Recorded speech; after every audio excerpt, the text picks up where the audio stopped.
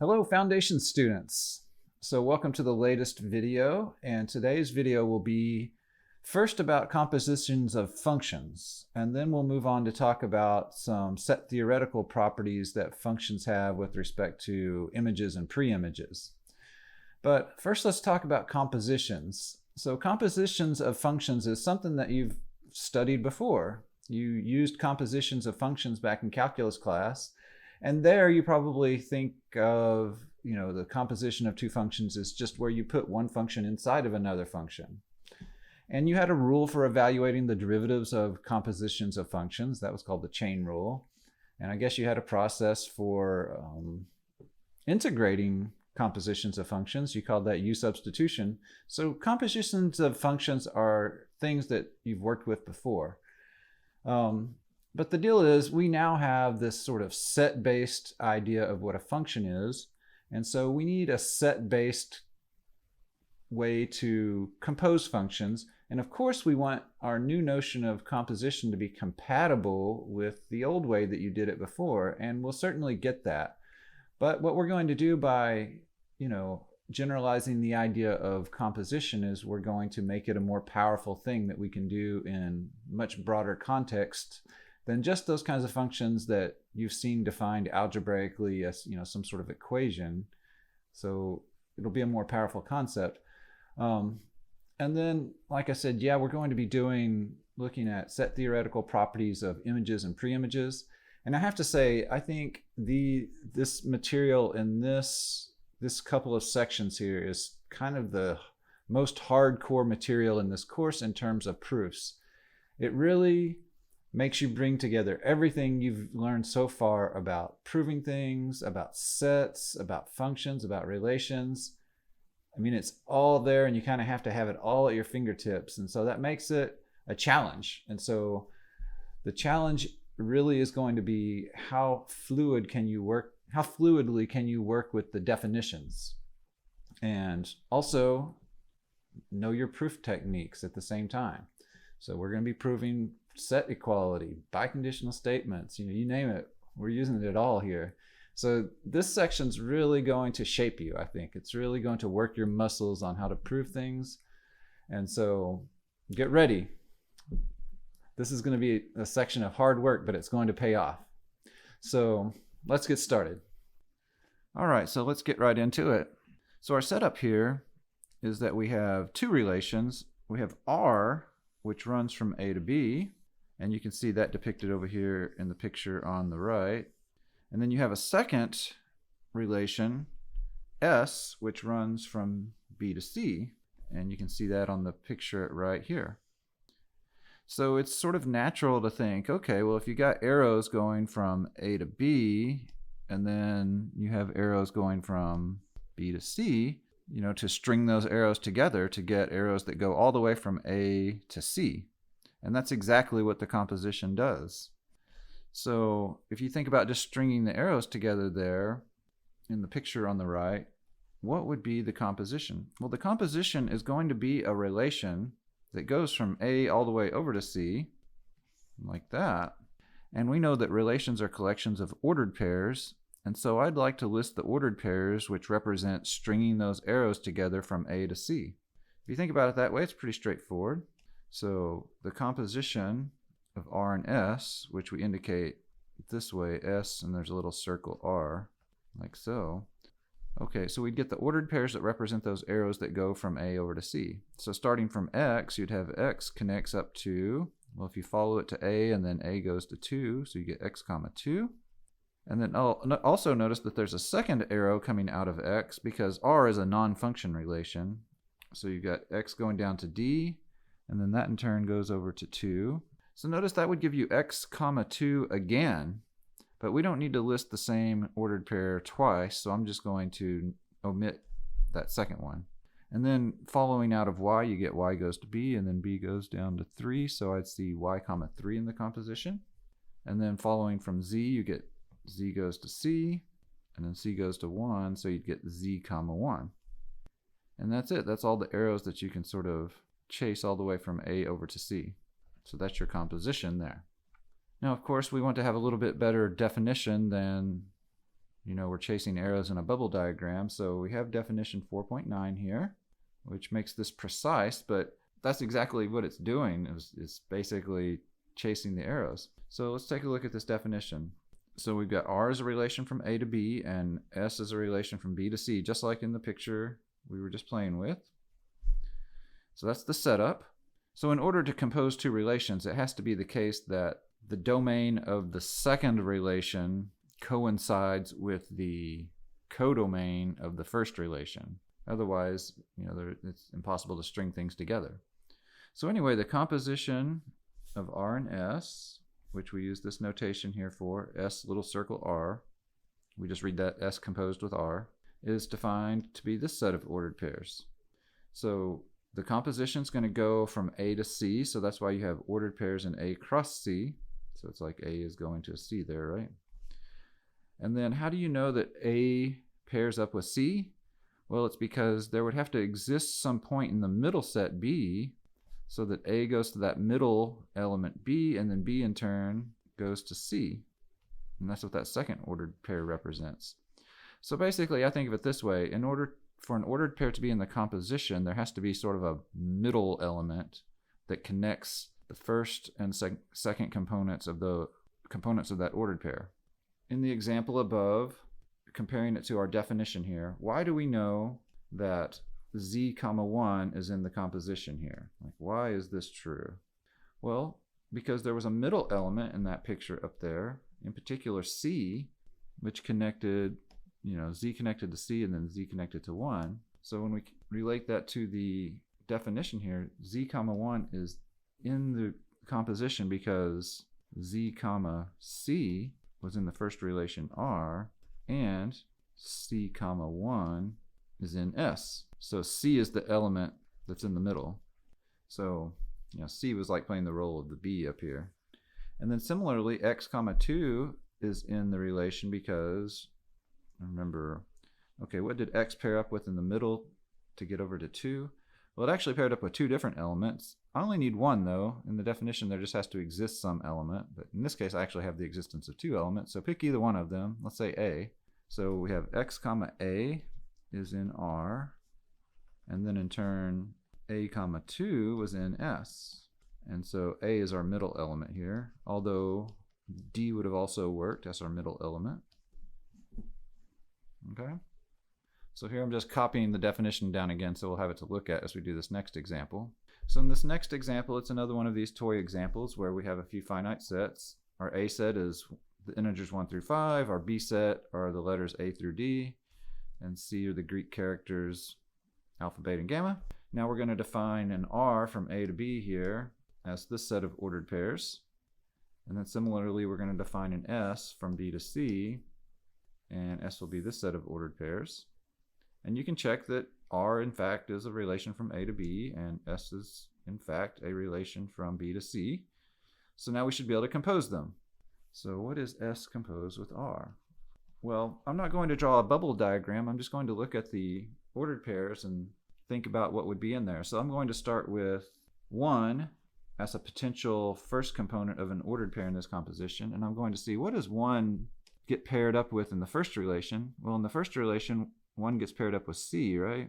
And then do I see C as the first component in the second relation? Sure, I see it here, and it gets paired up with alpha.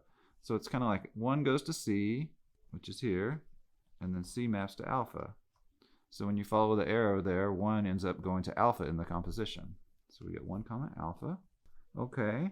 And then you think, is it possible to have 1 as the first component again? Well, if I had 1 repeated as a first component in R, I might have to check it again, but I don't see that it is repeated. Or if I had C as a repeated first component in S, I might get multiple ordered pairs with the first component of 1, but in this case I don't. So let me go to 2. Okay, 2 pairs up with D, and D in turn pairs up only with alpha, so I get 2 comma alpha. So there I was focusing on this ordered pair, and this ordered pair is what gave me that composition point. And then nothing else is going to pair up with 2.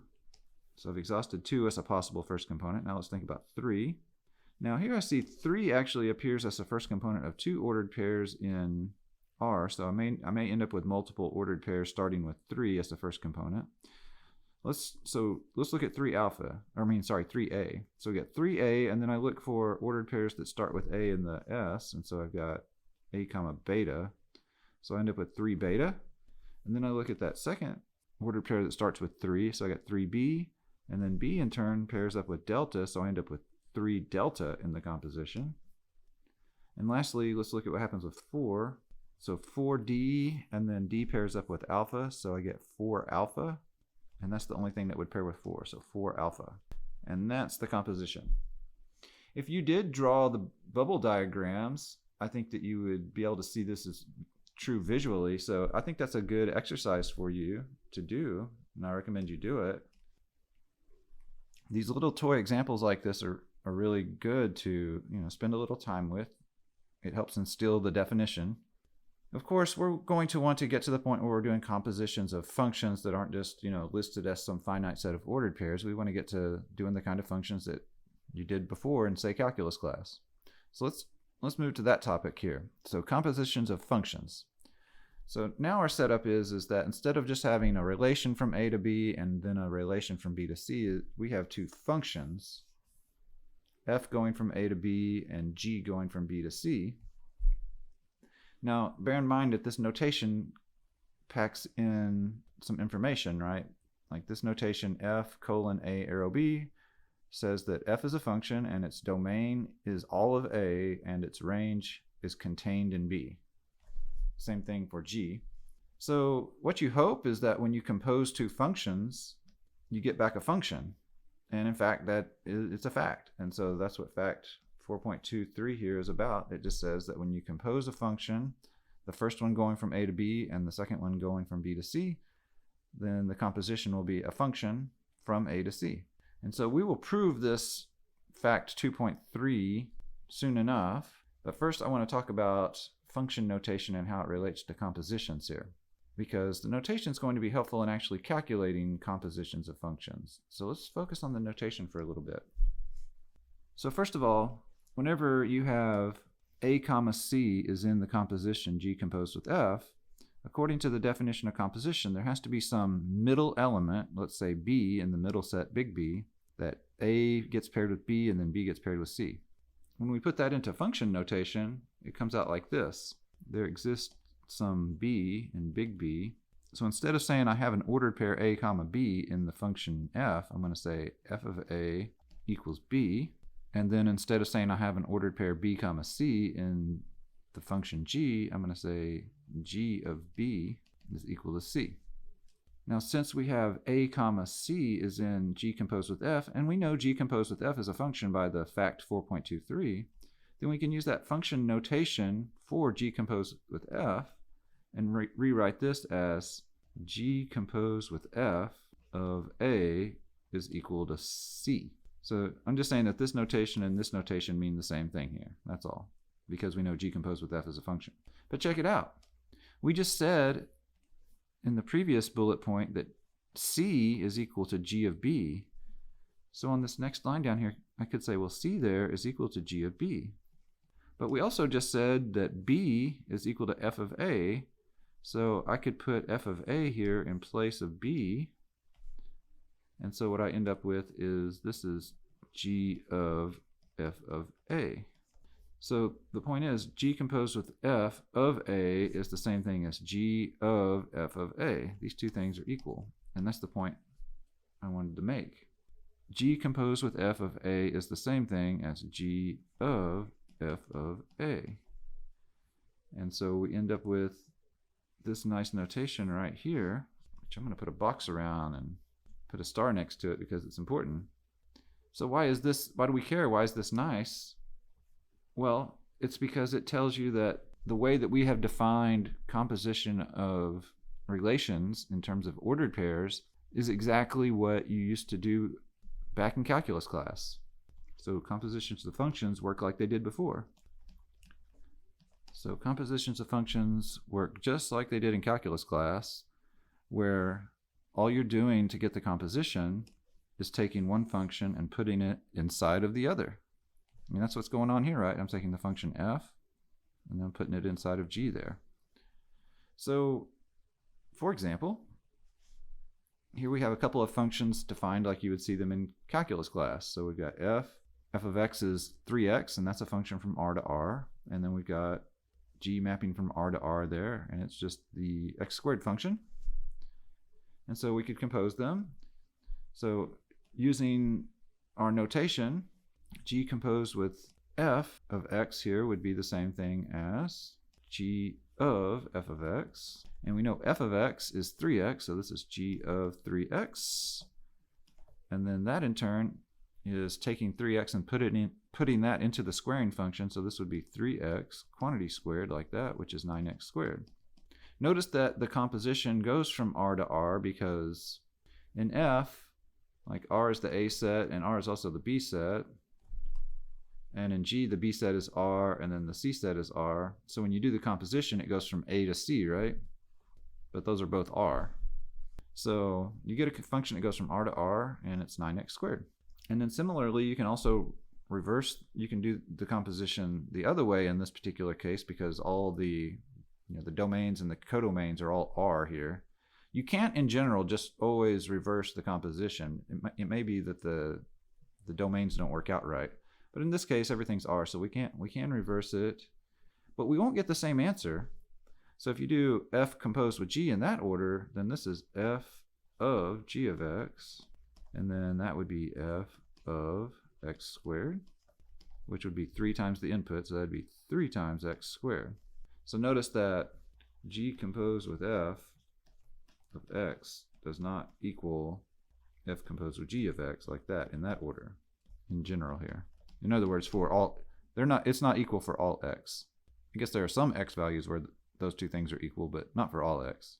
But the point is that you can't hope to reverse composition and get the same answer. So it's not a commutative operation, we'd say.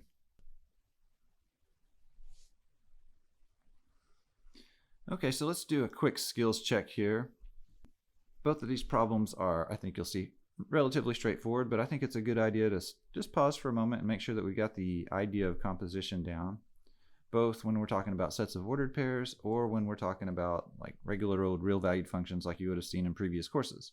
So in the first problem here, we've got two relations, R and S. R is a relation from A to B, where A and B are those sets defined above. And S is a relation from B to C, where B and C are defined as above. So they're just some collections of ordered pairs. And so I have a few things that I want you to compute here. In particular, D and E are kind of interesting. I want you to kind of compare your answers and what you get in D and E. Maybe we'll discover something there. And then in part 2, you've just, like I said, you've got a couple of functions like you would have seen in Calculus 1. The first function is just 2x squared plus 1. It's a parabola that points upward. The range of this function is actually the real numbers from positive 1 to infinity. So that sets inside of this codomain of R here. In G, you can only plug numbers starting at 1 and greater into this function because it's got a square root and you don't want to get some negatives in the radical, right? So, and the range of it's actually just the positive reals, but we got a codomain here of R. But anyway, I want you to think about composing these two functions, but I want you to be careful about, what the range and codomain would be based on what they are for f and g here. All right, so take a few minutes and knock these out, and then when you get done, we'll work through them together.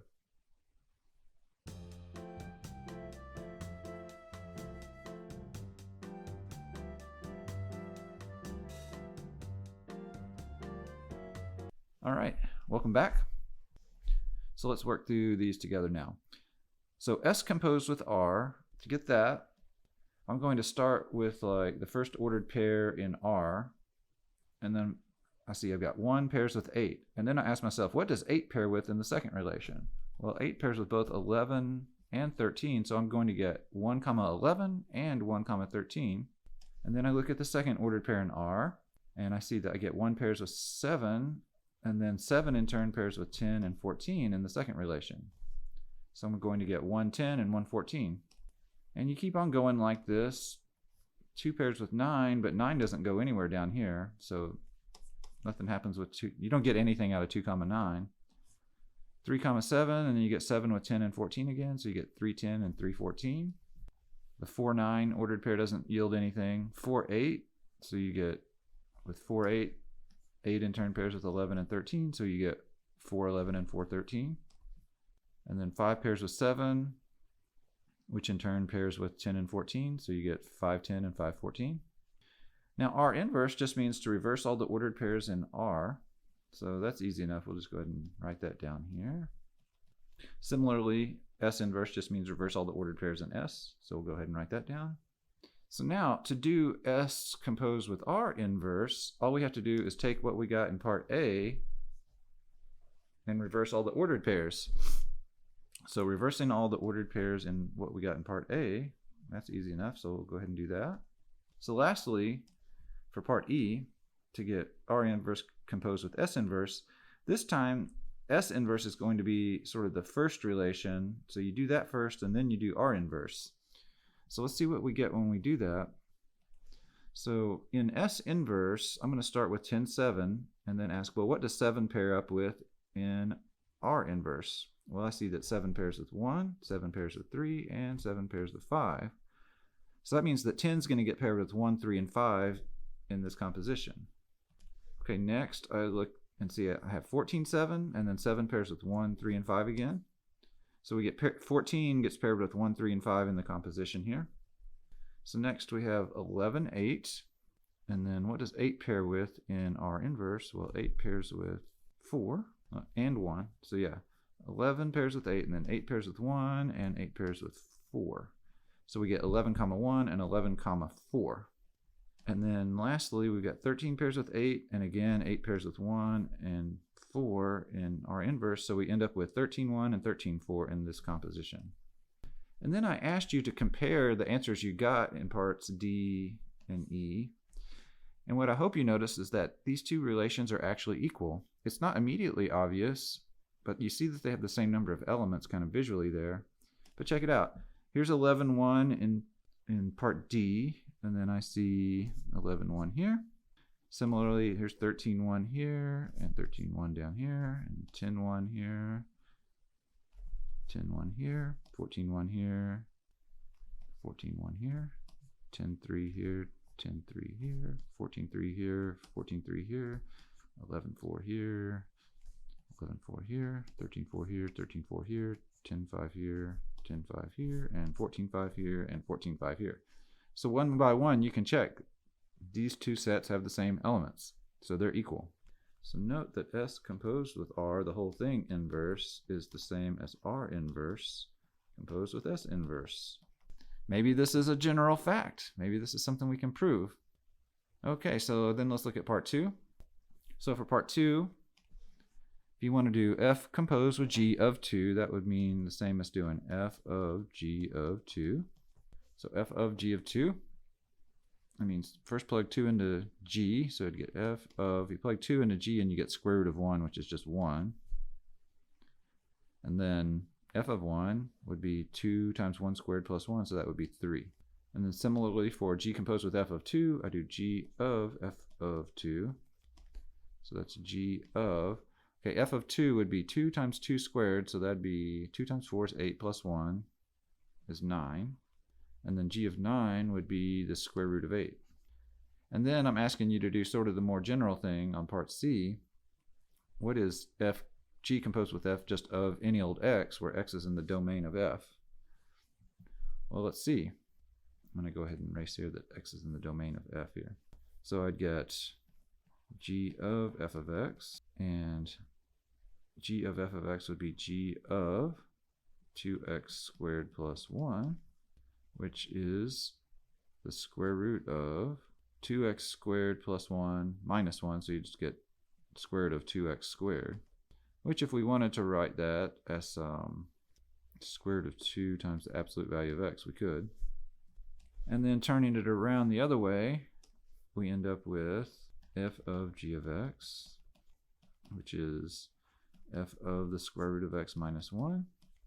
So when you put that into the f function, you do 2 times that thing squared, so you'd get 2 times x minus 1 plus 1. So that would be 2x minus 2 plus 1, so it would be minus 1. Notice though, because this function starts with g, we're only allowed, because of the way things are defined, to plug numbers between 1 and, numbers greater than or equal to 1 into this function. Even though, that formula looks like you could plug any old real number into it, the way we've composed it, we're only allowing inputs. So we have to have x is bigger than or equal to 1 on part D, whereas in C, we were plugging the values of x into f first, and for that, we could plug in any value of x we wanted to. So here, x can be any old real number in part C. So it's important to think about, when you're doing compositions, what's the domain? Well, the domain of the composition is always just the domain of whatever the first function was. And that's exactly what that previous theorem that we didn't prove yet told us. It says that when you're composing f with g here, and f is the first function, f's domain, which is a, is the domain of the composition. What g contributes is the codomain. All right. So let's go ahead and prove that fact 4.23 now. So suppose f is a function from a to b, and g is a function from b to c. Now, it's important. I don't want to have to write it all out, but we always know that when we see that notation, for f, we know that its domain is all of a, and we know that its codomain is b, so its range lies inside of b. Similarly, we know the domain of g is all of b, and the range of g lies inside of c.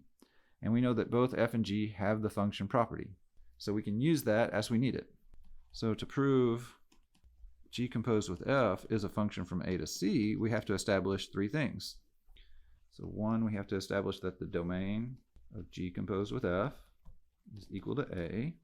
Two, we have to establish that the range of g composed with f is a subset of c.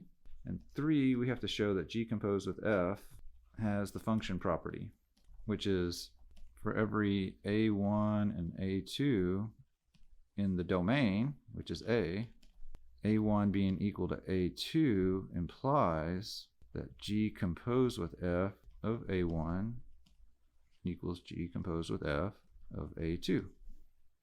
So that's what we have to establish. So let's go to it. Well, to prove one, since we know by definition of composition that g composed with f is a relation from a to c, then we already know that the domain of g composed with f lies inside of a. So we know that the domain of g composed with f is a subset of a, but we need to prove the reverse containment. So we need only establish that a is a subset of the domain of g composed with f. And so to do that, we'll take an arbitrary element of a. So let's let little a be an element of big A. So what we want to show is that little a is also an element of the domain of g composed with f. Well, how would you know if a is an element of the domain of that composition? Well, it means that little a is paired up with something, some second component, let's say little c, such that a comma c is an element of the composition. Or if you want to think about that in terms of function notation, we want to show that there has to be some c such that g composed with f of little a equals c. Well, since a equals the domain of f, that's part of our hypothesis there, then we know there exists some b in big B such that f of a equals b. That's just what it means to be in the domain of f, that I can plug little a into the function, I get some output, little b, which I know is in big B. Next, since big B is the domain of g, and we have little b as an element of big B, then little b is in the domain of g, so then there exists some c in big C such that when you plug little b into g, you get back c. So therefore, if we look at g composed with f of a, we know that that's g of f of a, and f of a is b, so that's g of b, and g of b we know is c. And so this shows that I can plug a into the function, I get back some output value c. That means a is in the domain of the composition. So check it out. We started with little a and big A here, and we argued that that same little a is in the domain, so that proves that big A is contained in the domain, which was the second containment we needed. So that proves 1. So therefore we know domain of G composed with F is now equal to A, having established both containments. Okay, so now we need to prove the second bit. Well, actually, the second bit, there's nothing to prove because it's just true by definition. So 2 is true since, by definition of composition, G composed with F is a relation from A to C, and as such, the range of G composed with F is a subset of C. Just by definition of range, the range of any relation from A to C is a subset of C. So then lastly, we get to the third thing. We got to show that the composition has the function property. And so that means we need to establish this implication up here. And so to do that, we're going to start with A1 and A2 and big A, and suppose that A1 equals A2. So let A1 and A2 be elements of A, which we happen to know is the domain of F, such that A1 equals A2. Since F is a function, we know F of A1 must equal F of A2. If A1 equals A2 and F is a function, then F of A1 has to equal F of A2. That's the function property that F has. And then similarly, since G is a function, we know G of F of A1 has to equal G of F of A2, because the input that we're putting into G here, those inputs are equal. So since G has the function property and I'm putting equal inputs into it, I get equal outputs. That's the same as saying that the composition when you plug in A1 is the same as the composition when you plug in A2. So that is G composed with F of A1 is equal to G composed with F of A2. And that's what we needed to prove, right? Up here in the definition, we needed to show G composed with F of A1 as G composed with F of A2, and that's just what we got right here. All right, and then that completes the proof. So that's good to know. When we compose functions, we get functions, and also we know something about domain and range. The domain of the composition is exactly the domain of the first function in the composition, and the codomain of the composition is exactly the codomain of the second function. So it works out really nicely. So next we're going to start thinking about, what if we know some additional properties about our functions that we're composing? Like if we knew F and G are both 1-to-1, then it turns out that the composition must be 1-to-1 also. And similarly, if we know that both of the functions that we're composing are onto, then the composition will be onto. So that's pretty cool. Very good property to know. So let's prove this real quick. So let's start by proving part 1. So for part 1, we would suppose F and G are 1-to-1.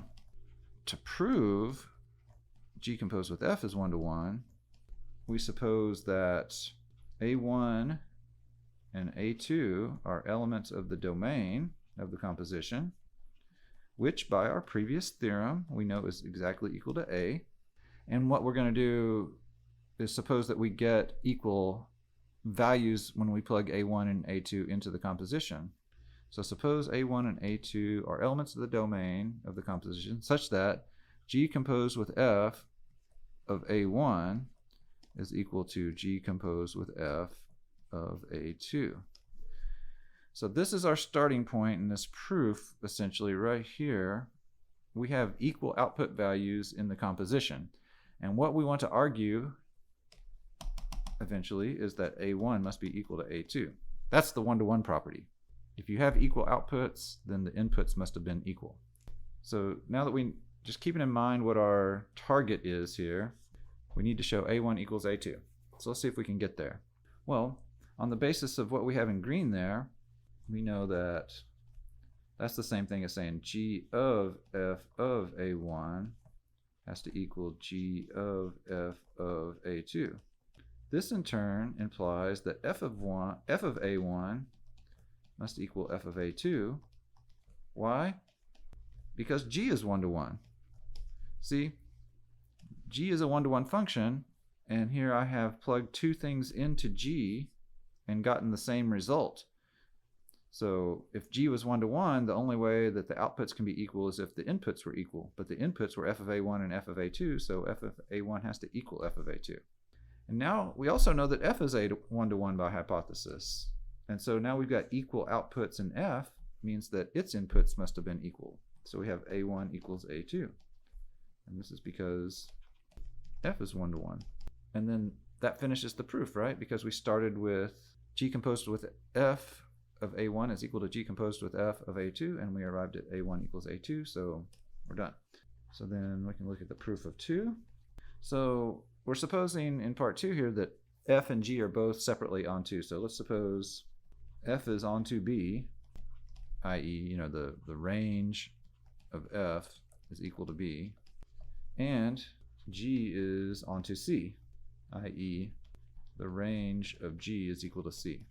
So to prove G composed with f is onto, now G composed with f is a relation from A to C, so we want to show that it's onto C, i.e., range of G composed with f is equal to C. Now we already know that the range of G composed with f is contained in C, so we already know by definition of composition that the range of G composed with f is a subset of C. So we need only prove that C is a subset of the range of G composed with f. So this is what we're out to prove right here. So to that end, take an arbitrary element in big C, let's call it little c. So let little c be an element of big C. And we want to argue that that little c is also in, like we want to finish by, when we see that C is in the range of G composed with f, then we know that we'll be done. That's our target. So our starting point is little c is in big C, and what do we know about big C from our hypotheses? Well, the only thing we know in our hypotheses about big C is that C is the range of G. So let's use that. Since C is equal to the range of G, then we have little c is in the range of G. And what does it mean to be in the range? That means that there's something that you can plug into G that results in little c. So there has to exist some little b in big B such that G of B is equal to C. And now we can play the same game with f, because we know with f that the range of f is equal to B, and here we have an element little b and big B. So our element little b is in the range of f. So since B is equal to the range of f and little b is in big B, we have little b is in the range of f. So that means there has to exist some little a and big A such that f of A is equal to B. And now we have exactly the ingredients we need for the composition, because check it out. We know that f of A equals B here, and in turn we know that G of B equals C. So that's the information we need for the composition. This tells us that if we plug A into the composition, we get back C. So now G composed with f of A is G of f of A. And we know f of A is B, so that's G of B. And then we know G of B is equal to C.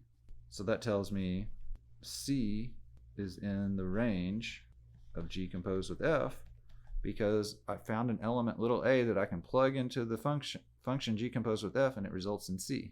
So now we have what we wanted. We started with little c and big C, and then we argued that that very same little c is in the range of G composed with f, and so then that proves that containment underlined in red that we wanted.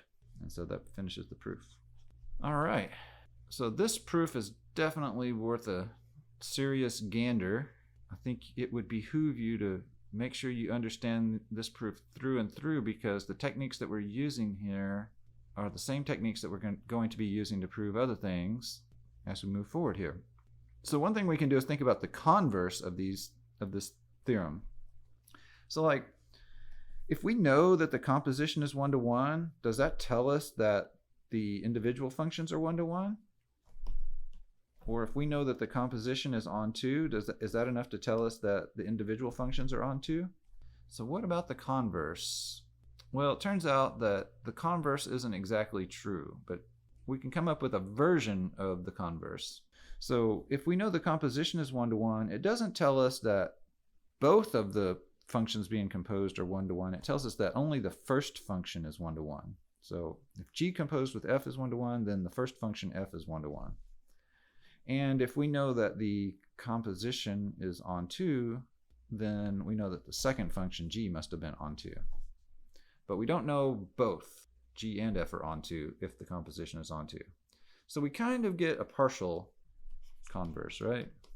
It's not a full converse, but it's a really useful theorem. I've used this many times in proving things in the past. So let's have a look at why it's true. All right, so to do this proof, we're going to suppose that we have the function f from a to b, and we have the function g from b to c. And for part 1, we're going to suppose g composed with f is 1-to-1, and we want to argue that f is 1-to-1. All right, so anytime you want to prove a function is 1-to-1, we have a template for doing that. To prove f is 1-to-1, we're going to take 2 arbitrary elements of its domain, so let a1 and a2 be elements of the domain of f, and you suppose that when you plug a1 and a2 into the function f, you get the same result. So we're going to suppose f of a1 equals f of a2. Now our job is to prove a1 equals a2. That's the template for doing a proof of 1-to-1. You start with equal outputs, and then you prove that the inputs have to be equal. So we know what our target is, and so we have to think about how to get there. Now in this one, it's a little on the trickier side, but not too bad. We have to use what we know about the composition being 1-to-1. So in order to use that, we need to form a composition. And so since I know f of a1 equals f of a2, to form a composition, I might just take g of those values. From this last equation, we can say g of f of a1 equals g of f of a2. And why is that? Well, it's because g is a function. See, f of a1 equals f of a2, so the inputs are equal. And so in a function, equal inputs yield equal outputs. So g was a function, we get that. But this is just the same as saying that g composed with f of a1 equals g composed with f of a2. Now, check it out. Now we can use our hypothesis here that g composed with f is 1-to-1. 1-to-1, g composed with f being 1-to-1 means is anytime you get equal outputs for g composed with f, then the inputs must have been equal. So here that's what we have, right? We have equal outputs for g composed with f, so that means that those input values, a1 and a2, must be equal. So a1 has to equal a2 on account of g composed with f being 1-to-1. And that finishes the proof of 1, right? Because we started with equal outputs in the function f, and we arrived at those inputs are equal. Let's see if we can do the proof for part 2. So here we're going to suppose g composed with f is on 2. Now remember, g composed with f is a function from a to c, and so if I'm saying that it's on 2, it's on to c. So we know the range of g composed with f is exactly equal to c. Now we want to prove g is on 2. To prove g is on 2, now remember, since g is a function from b to c, I already know the range of g is a subset of c, so what I really need to do is argue that c is a subset of the range of g. So to do that, I take an arbitrary element of big C, let's call it big C, and then what we want to eventually argue is that that very same little c is in the range of g. See, that would prove, if I prove that containment, let me highlight that. So if I started with little c and big C, and then I successfully argued little c is in the range of g, that would tell me that c is a subset of the range of g. And I already know that the range of g is a subset of c, so when you put those two together, you get equality, right? So what's in green is what all I really need to prove. And so now that we have our target in mind, we're trying to show C is in the range of G. Let's get to that. Okay, so here's what I know about big C right now. I know that big C is the range of the composition. So that's just what's written right here, right? So that's our hypothesis. Since C is an element of big C equals the range of G composed with F, well, to be in the range means you're paired up with something as a second component. So if you're in the range of G composed with F, you're the output value of some input value, and the input value comes from A because that's the domain of the composition. So there has to exist some little a in the domain of G composed with F, which we know is equal to A, such that G composed with F, you plug in that A, you're going to get back C. Well, if you think about what that means, that tells me that G of F of A is equal to C. And so now F of A is an element here of B. So I've got an element from big B that I plug into G and I get back C. So that tells me that C is in the range of G. So if we put little b equals F of A, and note that that's in big B, we have G of B equals C, and so C is in the range of G. And that's exactly what we needed to prove. We started with the little c in big C and found that that little c is in the range, so we got the containment we needed. And so that's that. Okay, so now it's interesting to think about different combinations of, like, if you know something about the composition and one of the other functions, can you deduce something about the third function? So fact 4.9 is something of this sort.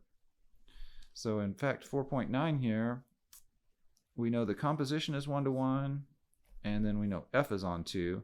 So that's depicted by the white arrows in the diagram below. So if we know those white arrows, then we can conclude that G must be 1-to-1. So that's the red dashed arrow there. So if you know the white stuff, you can deduce that the red stuff is true. So that's kind of interesting. That's not immediately just obvious why that would be true, but it's actually a pretty handy thing to know. And then here's a similar type of theorem. Fact 4.30 is going to be a homework problem, so I'm not going to work out that proof in this lecture. I'm going to leave that for you. But it's a similar sort of thing. In fact 4.30, we know the composition is on 2 and G is 1-to-1. So the white stuff in the picture below is what we're assuming is true. And if that's true, then the function f, the first function, has to be on 2. So that's the red dashed arrow information in the picture. These sort of theorems are really useful. Like in some higher math classes, you get into, like, you have like these chains of functions that are like some set x1, x2, x3, x4, and so on and so forth. And you've got all these maps like f1, f2, f3. And sometimes, you have some partial information, like maybe you happen to know for whatever reason something about this composition here, and maybe you know something about this function here, f. And then if you know some of that information, it allows you to deduce something about that function there, f. Or maybe you know the composition here, and you also know something about the first map, then maybe you can deduce something about that second function. So this comes up quite a lot in what's called homology theory in topology, for example, or abstract algebra. So these functions look like, well, who cares, but they're actually quite useful for certain kinds of advanced math. So why don't we prove fact 4.29, and I'll leave 4.30 for you. So here I've got a copy of 4.29 again, and let's see how we go about proving that. These proofs are really good exercises in just learning how to prove things too, because it makes you think carefully about what are your hypotheses and what are you trying to prove. In this one, we have the global hypothesis here that f is a function from a to b and g is a function from b to c. And then we're proving this if-then statement. And the hypothesis of the if-then statement is these two things. G composed with f is 1-to-1 and f is on 2.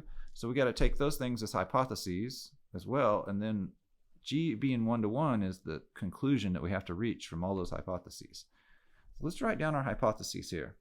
So let's let f be a function from a to b, and g be a function from b to c. And let's suppose the hypotheses of the if-then statement are true also, and suppose g composed with f is 1 to 1 and f is on 2. Okay, so now we've written down everything that we're supposing is just a fact. Now let's think about what we want to prove is true. To prove g is 1 to 1, we must show that if, let's say, b1 and b2 are elements of the domain of g, with g of b1 being equal to g of b2, then we have to argue that b1 equals b2. So that's the way these one-to-one proofs work, right? So you suppose you have equal outputs, and then you argue that the inputs must have been equal. So that's what we got to argue. So to that end, let's let b1 and b2 be elements of big B, such that g of b1 equals g of b2. And like we said earlier, we're going to try to argue eventually that b1 equals b2. That's our target, right? Now, how can we make use of our hypotheses? We're going to have to use both of these hypotheses. If the theorem's well stated, you wouldn't have unnecessary hypotheses in it. So we're going to have to make use of the fact that f is on 2, and we're also going to have to make use of the fact that g composed with f is 1 to 1. Most immediately, though, I think we can make use of the fact that f is on 2. See, f being on 2, f is a function from a to b, and so I know that the range of f is equal to b. And here I have some elements, b1 and b2 are in b. So that means that b1 and b2 are in the range of f, right? And so I can make use of that information. So let's write some of that down. Since f is on 2, b equals the range of f. And we have b1 and b2 are in b. So that means b1 and b2 are in the range of f. So to be in the range means that, basically that b1 and b2 are output values of the function f. And so that means there exist input values that you can put into the function f and you get back b1 and b2. So thus there exists some a1 and a2 in big A, which is the domain of f, such that f of a1 equals b1 and f of a2 equals b2. So now we've got something useful, because basically the idea at this point is that if I got f of a1 equals b1, I'm going to take that and put it here. And similarly, I'm going to take f of a2 equals b2 and I'm going to put it here. And it gives me an equation, g of f of a1 equals g of f of a2. G of b1 equals g of b2 implies that g of f of a1 equals g of f of a2 on account of b1 equals f of a1, b2 equals f of a2. And then that means that g composed with f of a1 equals g composed with f of a2. So that's just notation, right? But this is important now because, look, g composed with f is 1 to 1. That's a hypothesis. And further, we've got an output value of g composed with f of a1 equals the output value g composed with f of a2. So what it means for a function to be 1 to 1 is that when the output values are equal, then the input values must have been equal to start with. So now we can say, since g composed with f is 1 to 1, we obtain a1 equals a2. Now this is very close to us being done. So now at this point we know a1 equals a2. Now what were we trying to prove? We were trying to prove that b1 has to be equal to b2. See, we started with g of b1 equals g of b2, and we want to argue b1 equals b2. But now we know a1 equals a2, but what are a1 and a2?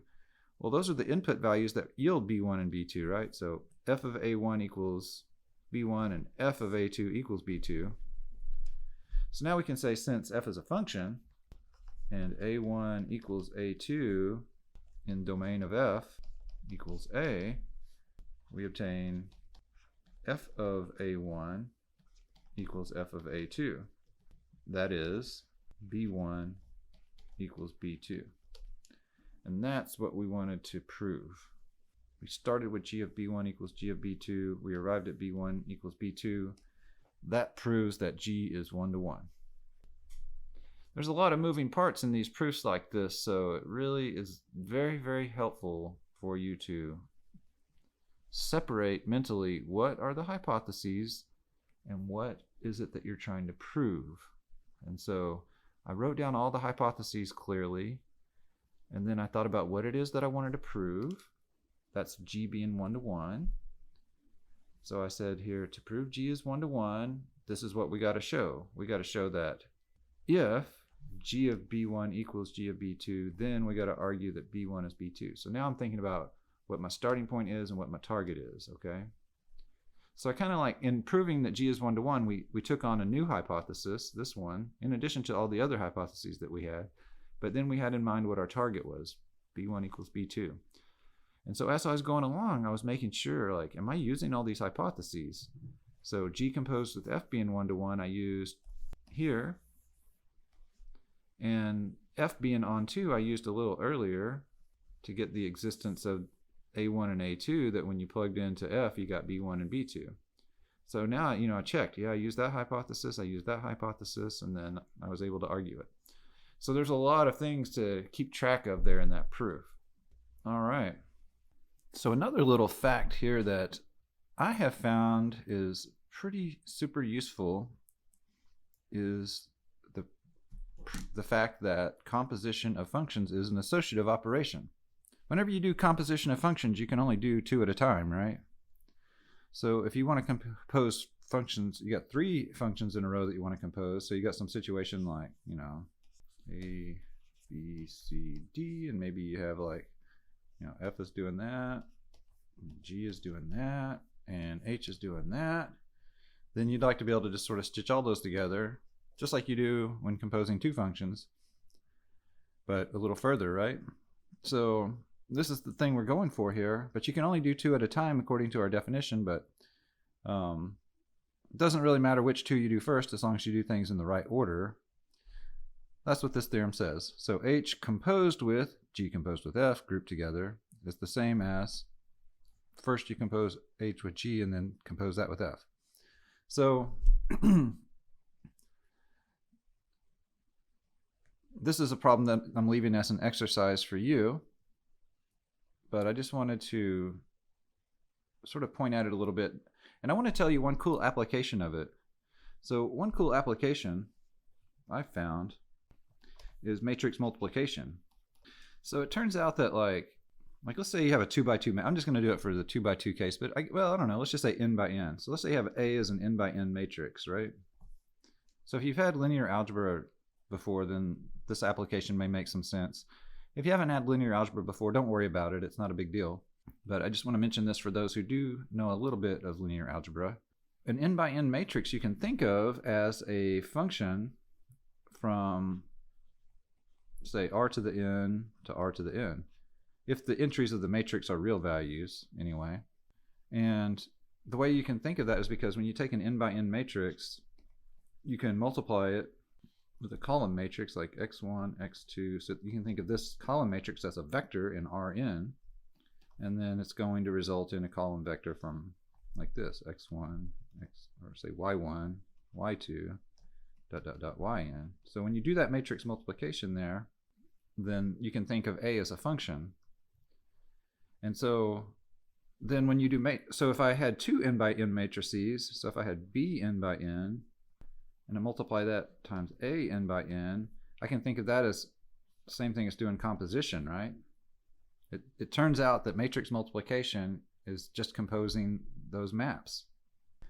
And so when you understand that multiplying the matrices is just composition, then knowing this fact up here above, so fact 4.31 here, tells you that matrix multiplication is associative. So why this is nice is because fact 4.31 is pretty easy to prove, actually. It's at least relatively easy to prove. If you would think about proving directly that matrix multiplication is associative, that's very difficult. So proving directly, like basically just from the definition of matrix multiplication, that matrix multiplication is associative is very difficult. But 4.31 makes it easy. So it's a nice application of this general fact about composition of functions. And this is sort of the thing, the sort of thing that comes up in math sometimes, is that when you have multiple ways to think about concepts, then that gives rise to multiple ways to prove things about math. So matrix multiplication, on the surface of it doesn't really seem to have anything to do with doesn't seem to have anything to do with composition of functions. But when you think about it the right way, you see, oh yeah, it's just, matrix composition is what matrix multiplication is, or function composition is what matrix multiplication is, and then that gives you something to work with. So it's kind of a really nice thing. All right. So the last section of chapter 4 is on set theoretical properties of functions and relations. And so I'm not going to spend a lot of time. There's a lot of facts in this thing that need to be established, but we're not going to prove them all in the lecture here. A lot of them will be left for you to do as exercises. But I want to give you definitely the flavor of what they are. So like fact 4.34 here is a general fact about relations. It doesn't even have to be, this doesn't apply just to functions. So fact 4.34 is sometimes called the Sox and Shoes Theorem. I'll tell you why it's called the Sox and Shoes Theorem in just a second, but let's just see what it says in the plain language first. So we have R is some relation from A to B, and S is a relation from B to C. So we have the setup that allows us to compose R and S. So if you take S composed with R and you invert it, it is the same as inverting them individually and composing them in the opposite order. So the reason this is called the Sox and Shoes Theorem is if you would think of the relation R as putting on your socks and the relation S as putting on your shoes, S composed with R would be the process of first putting on your socks, then putting on your shoes. And so then inverting that would be, how do you reverse the process of putting on your socks and putting on your shoes? If you're going to undo that process, first you have to take off your shoes, and then you take off your socks. So the order matters, right? You have to, so to undo the process, you have to undo it in the reverse order. So anyway, it's got a cute name. We can prove this pretty readily. So probably the easiest way to prove this would be to make a double containment argument, but perhaps we can just make the argument in terms of the membership conditions as well. Let me see if I can make that work. I suppose, let's see if we can just do it without doing a double containment argument. So if you do S composed with R inverse, so this would be the set of all ordered pairs of the form A comma C in A cross C, having the property that there exists a B in big B such that A comma B is in R and B comma C is in S. So it's that whole thing inverse. And we know from the experience that to invert a relation, all you got to do is reverse the order of the ordered pairs. So this would be the set of all C comma A in A cross C such that there exists a B in B such that, I'm going to write things in a different order, but it'll still be the same. So I'd have C comma B is in S inverse and B comma A is in R inverse. So I did a couple of things. I did the inverse here, but then I also changed the membership conditions here, here, and then here, here to equivalent forms. And then when I look at it that way, that's really just the same thing as R inverse composed with S inverse according to the definition of composition. So yeah, you can prove that one that way. I would encourage you to do a double containment proof of the same fact. It'll really help you understand composition a little bit better to do that. But it would rely on some of the same logic that I was using up here in these membership conditions. Okay, fact 4.35 is kind of cool. So now in this one we have a relation on A. And when you have a relation on A, that means it's from A to A, right? And in that special circumstance, that we had a whole section in the book on relations on a single set, and then we could associate properties with those kinds of relations like reflexivity, symmetry, transitivity. And so then it's interesting to think about how those properties interact with things like inverting and also doing compositions. So that's what this one is about. So the first part of this theorem says that a relation R on A is symmetric if and only if it's equal to its inverse. Notice it's a biconditional. So basically, the idea of a relation equaling its inverse is the same thing as symmetry. So it's a different way to characterize symmetry. That's pretty cool. And also, the transitivity property can be characterized a different way in terms of composition. So R being transitive means the same thing as when you compose that relation with itself, the result is a subset of the original relation. That's interesting. So you're going to prove part 2 as an exercise. I'll do the first one as an example here. So I'll do proof of 1 here. So since it's a biconditional, I'm going to prove both implications separately here. So let's suppose R is symmetric to begin with. Now, remember what symmetry means. Symmetry means that for every time that you see an ordered pair A comma B in R, that the reverse one is also in there, B comma A. Or in other words, every time A is related to B, then you also have B is related to A. Now, what we want to prove here is that R equals R inverse. So we prove R equals R inverse by double containment. Let's let something, this is the equation that we're proving here, R equals R inverse. So let me take something in the left-hand set. So let's let, say, A1 comma A2 be an element of R. Well, we know that R is symmetric, so by symmetry, we know A2 comma A1 is in R. But if A1 comma A2 is in R, if I reverse those coordinates, then that would give you something in the inverse. So then we arrive at A1 comma A2 is in R inverse. And check it out. We started with A1 comma A2 in R, and then we just arrived at A1 comma A2 is in R inverse. And so that proves that containment. So then we can do the reverse containment. So here we would let, say, A1 comma A2 be in R inverse. Then we can say A2 comma A1 is in the original relation. And we still know that the original relation has symmetry. So by symmetry, A1 comma A2 is in R. But if that ordered pair A1 comma A2 is in R, well, I mean, I guess that's it. We're done. See, we started with A1 comma A2 is in R inverse, and then we just arrived at that very same ordered pair is in R. Okay, so done. And so now we got to prove the reverse implication. So then to do that, we would suppose R equals R inverse. And now to prove symmetry, remember the symmetric property is for every A and B, if A is related to B, then B is related to A.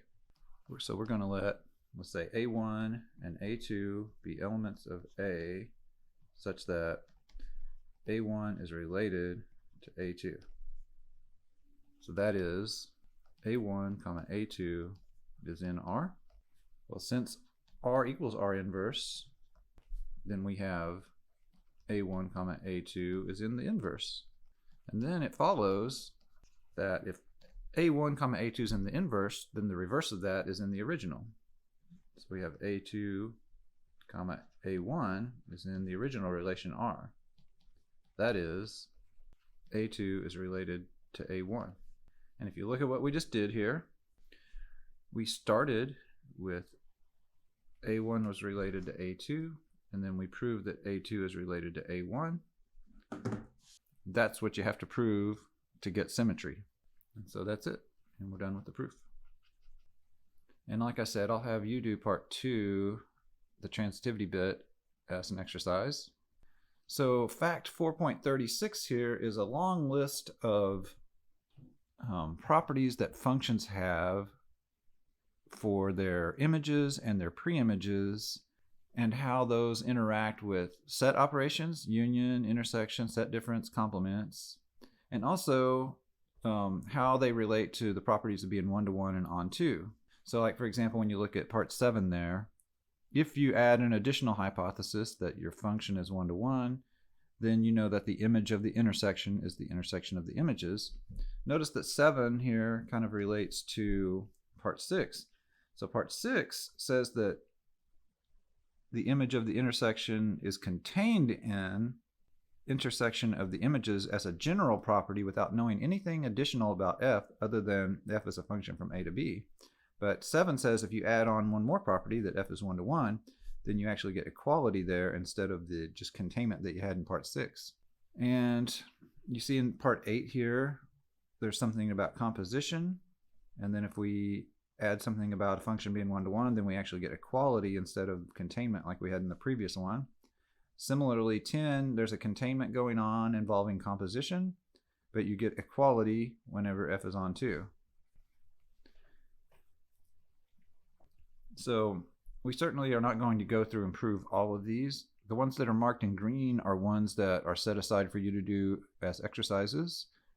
And maybe I'll do a couple of the ones in between those, but I'm certainly not going to prove all of the other ones not marked green here. But I want to do enough just to give you a sense of how these things tend to go. Again, these properties, they do pop up in later courses. Like I remember specifically using some of these properties when I teach analysis class. And it's nice to have seen them before because, you know, it can be a little confusing if you're seeing all this for the first time inside of analysis. So anyway, now let's do one of these. Like maybe just as an example, I'll do part 1. That'll be similar to what you would do in part 2. And maybe I'll do 1 or 2 others beyond that. So for example, let me prove part 1 here. By the way, so there were several hypotheses in this lemma that I didn't explicitly talk about, but the setup is you've got a function from a to b, you've got a couple of subsets of the first set A, and you got a couple of subsets of the second set B. So part 1 is talking about preimages. So when you pull back the preimage of a union, you're going to get exactly the union of the individual preimages. That's kind of a cool property. So here we're trying to prove preimage of T1 union T2 equals the preimage of T1 union with the preimage of T2. So now what we're trying to prove here is that 2 sets are equal. And so my go-to for that sort of thing is double containment. So I'm going to try to do a double containment argument to prove this. So let's do that. So let's prove the left-hand set is contained in the right-hand set. So to that end, I would take an arbitrary element. Now just for a second, think about naming your variables the right way. If, you know, in the picture of this problem, I've got a set A and I've got a set B and I've got a function here, F. And then I've got 2 subsets, T1 and T2 over here. And if I look at the preimages of T1 and T2, I'm going to get something back in A, right? So it would probably make some sense to let little a be an element of the preimage of T1 union T2. That reminds me that my element that I'm talking about here, little a, is an element of the bigger set, big A, which I know is the domain of F. That could be useful information. Okay, so let's point out that this is a subset of A. Just by definition of preimage, it's a subset of A. All right, so now I want to argue that little a has to be in the union of these individual preimages. So what I'm gunning toward here is that A is an element of the preimage of T1 union the preimage of T2.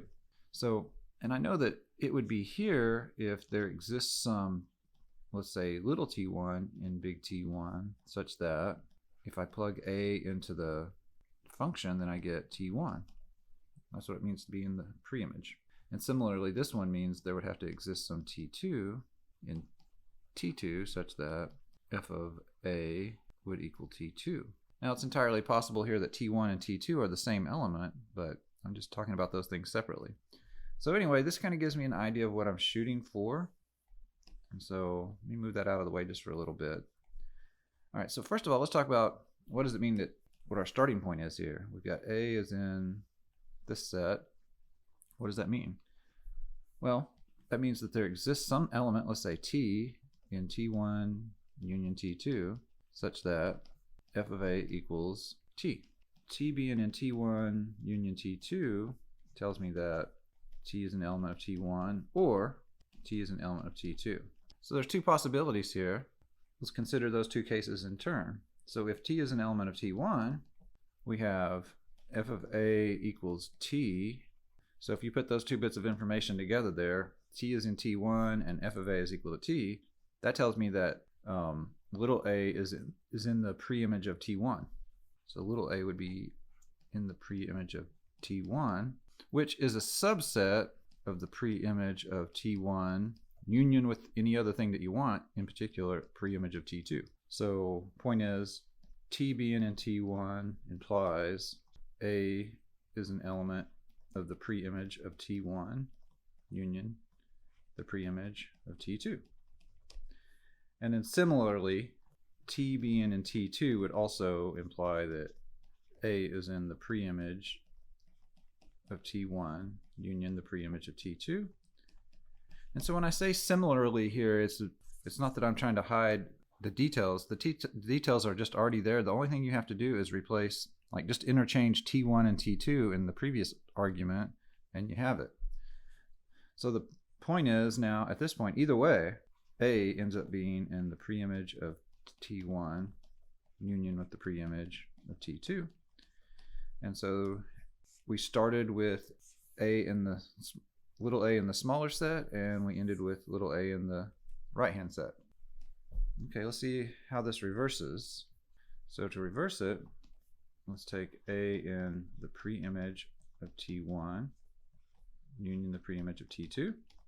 That means that A is in the preimage of T1 or A is in the preimage of T2. So now we got to work those two cases. If A is an element of the preimage of T1, there exists some, let's call it little t1 in big T1, such that f of A equals T1. But the thing to notice here is that T1 is also, an element of big T1 union T2. Since T1 is a subset of T1 union T2, then we have f of A equals T1 with T1 element of big T1 union T2. So that tells me that little a is in the preimage of T1 union T2. And then it's another similar thing. So similarly, A being in the preimage of T2 tells you that A has to be in the preimage of T1 union T2. So either way, little a is in the set in question. So either way, A is in the preimage of T1 union T2, like that. And you can see that we finished the proof because we started with A in the right-hand set and we finished with A in the left-hand set. So there you go, that's the proof. Now maybe let's do I don't know. In some ways doing images and doing preimages are the same sort of thing. It's just a matter of whether you're talking about input or output or first component or second component, but it's the same idea. Maybe let's do part 6 because that's kind of like the first half of number 7, right? So when you go to do number 7, you only need to prove the reverse containment if you already have number 6. So let's do number 6 here. So proof for 6 would be, and of course what we're proving here is that the image of S1 intersect S2, how's the containment go? That's a subset of f of S1 intersected with f of S2. So let's prove that.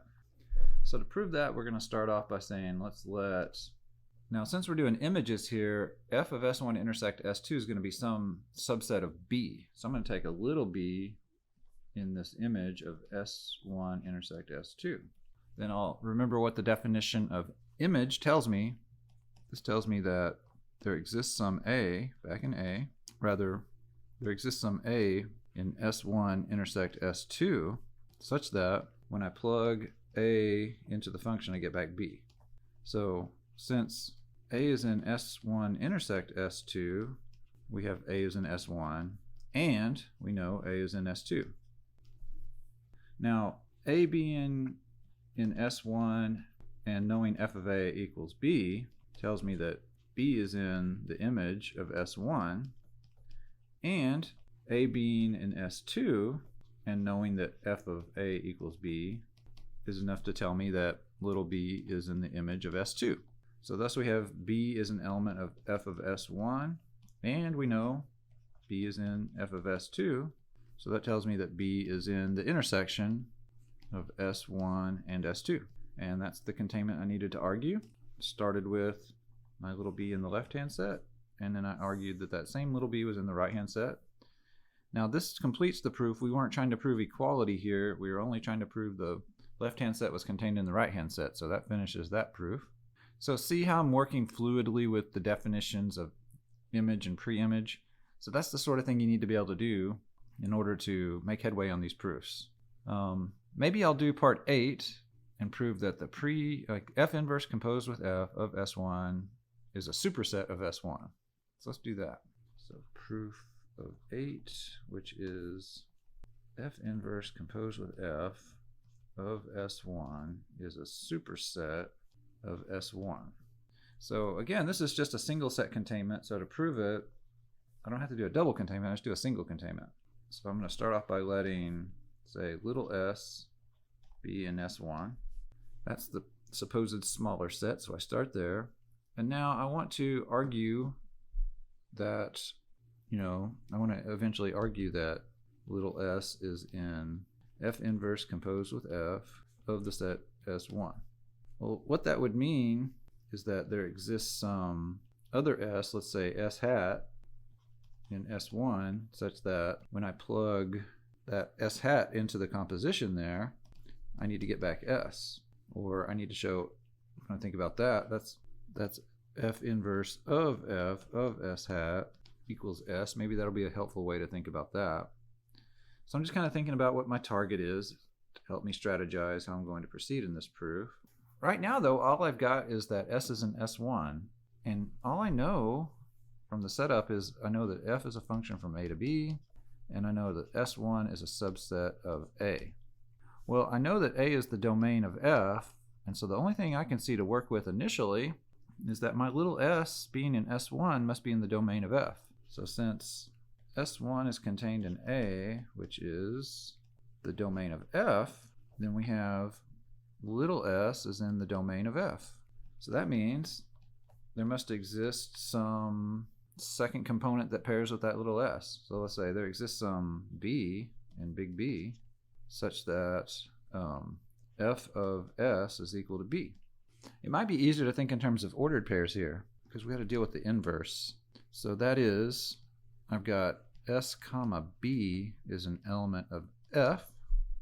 Well, since s comma b is an element of f, I want to relate that to the inverse. So I can also say that we have b comma s is an element of f inverse. Okay, so I think I see how to get this done now. So here's the thing. We have, I'm going to underline in red what's the important information right now. So we've got s comma b is in f, and then b comma s is in f inverse. So if you think about this in terms of composition, what I've got going on is I've got s goes to the b with f, and then that goes to back to s with f inverse. So what that tells me is that s goes to s when you do the composition. That's just the definition of composition. So now, by definition of composition, we have s comma s is an element of f inverse composed with f, which we can write in function notation this way. That is, f inverse composed with f, if you plug s into that, you get back s, the same thing. And now we got what we need, because look, so we have little s is in the set S1 with f inverse composed with f of little s equals s. So when we think about this little s, this copy of little s over here, it is the image of this little s, which is the same little s, which is in S1. So that makes little s over here in the image of S1 under that composition function. So we can conclude that little s is in the preimage of the, I can say little s is in F inverse composed with F of S1. And that completes the proof because we started with our little s and S1 there at the beginning, and we argued that that very same little s was in that set. So that's the containment we wanted to prove. So little square time. Okay, so hopefully these examples here will give you enough guide to do the ones marked in green up here. We have a couple more theorems to look at on indexed families, and that'll be where we stop. Fact 4.37 has to do with looking at images of unions and arbitrary intersections and what the effect is. Notice that for part 2 of 4.37, you just get a containment, not an equality. And part 2, there's going to be one of your homework exercises. And then the fact 4.38 has to do with preimages, but the same idea, we're looking at preimages of unions and intersections. Notice that both of these are equality. So preimages tend to work a little nicer under unions and intersections than do images. With images, you get some weirdness when you look at intersections. So I'll prove one of these here. Maybe I'll prove part 1 of 4.37, and then I'll leave those green ones for you. So proof of 4.37 part 1. So here what we're proving are that two sets are equal, and to do that we're going to do a double containment argument. So I'm going to take an element of the left-hand set up there and stated in part 1. So since I'm doing images and the function goes from A to B, I'm going to call my arbitrary element little b. So let little b be in the image of the union of those S alphas. So what does that mean? Well, first of all, b is in the image of a set. So forget the fact that that set's a union for a moment. Just think of it as a single concrete thing. So this means that there must exist some element in that set, that union of those S alphas, such that when you plug that little s into the function, you get back b. So that you get little f of s is equal to b. All right. Then we'll say, well, since little s is in this union of these S alphas, there has to exist some alpha in the indexing set I, such that S is in that specific S alpha. And now what we have is that S is in this very specific set S of alpha, and it has the property that when you plug that little s into the function, you get back b. So I'm just summarizing the information that we have here and here. I'm putting that on the same line. But when you combine that information, it tells you that little b is in the image of the set F S alpha. So b is an element of the image of S alpha. So summarizing, there exists alpha such that b is an element of that image set F of S alpha. So that's exactly what it means for b to be in the union of all of those images of the S alphas. So b is an element of the union over all those alphas of the F of S alphas. And so then we've got our containment. We started with b here, we wound up with b here. And doing the reverse containment is very similar. So you would start by saying, let b be in the union of these F of S alphas. That would mean that there exists some alpha in the indexing set such that b is in one of those sets, F of S alpha. And then you'd say, well, that means, use the definition of image now, that there exists some s in S alpha such that F of S equals b. So since s is in this one S alpha, we certainly have that s is in the union of all those S alphas. So now we have S is an element of the union of all those S alphas, and we remember that F of S is equal to B. So that tells us by the definition of image that B is an element of the image of the union of all those S alphas. And that completes the proof because we started with B in the union of the images, and we got B is in the image of the union. So again, it's just knowing, definition of image and also knowing what it means to be in a union, what it means to be in an arbitrary union like that. So familiarity with definitions is super important in these proofs. Okay, I hope that provides you with enough examples that you can complete the ones that I'm assigning. And there's plenty to practice here. Even the ones that are not being marked in green, you can certainly work on other ones too and get plenty of practice at getting good at this, because you will see problems like this on exams. And you see that the proofs aren't super long when you know how to do them, right? So they're not hard, but they are hard in the sense that you have to be really comfortable and fluid with your definitions. All right, so that was a lot of stuff. That was an intense lecture, I realize. So let's recap a little bit. So what did we learn today? So we learned this new definition of composition of function. And that definition comes in terms of ordered pairs, but you can convert that to function notation when you're talking about compositions of functions. We had a more general definition because we can talk about compositions of relations as well with this definition we have now. So we worked with that a lot, and we realized that it does work out to be the same thing for composing functions as you learned back in Calculus 1, where you put one function inside of another. It still does that same thing. And that was captured by the notational convenience that we discovered works, which is g composed with f of x equals g of, and then you put f of x inside there. So that was important, and we use that a lot in doing proofs too. But you know, the big topic that happened here is we were really learning how to prove things about images and preimages and compositions and mixing all of those things together. So really the big point of this, beyond knowing this one extra definition of composition, is really getting your hands dirty of working with functions and images and preimages and compositions. Super important stuff. It carries over into when you take analysis or when you take abstract algebra. Functions are, central to modern mathematics. So getting good at this stuff is going to pay dividends. So we'll stop there, and we'll see you again soon. Bye now.